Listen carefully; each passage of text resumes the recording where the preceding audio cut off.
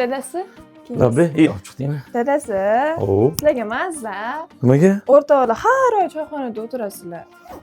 Shu bizni ham o'rtoqlaringiz ayollari bilan tanishtirib qo'ying. Bir oyda bir marta bo'lsa ham o'tiraylik. Har kuni uydaman. Sen men bilan yashayotgan hayotingdan rozimisan? Voy, bu nima deganingiz, dadasi? Hozirgi hayotimdan ham, sizdan ham mingdan ming roziman. Endi qara.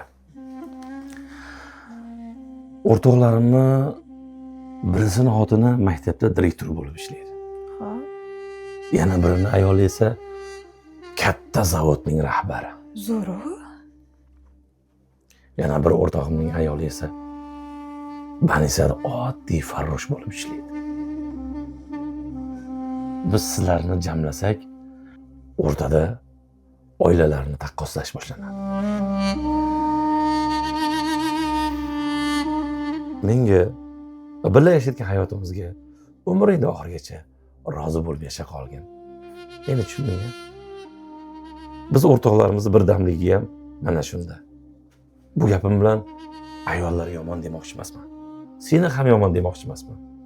Lekin ichida bari bittasi chiqadi.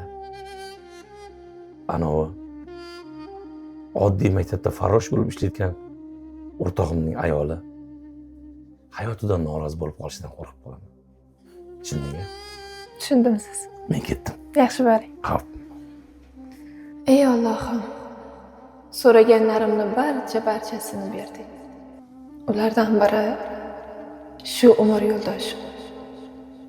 O'zingga behisob shukr.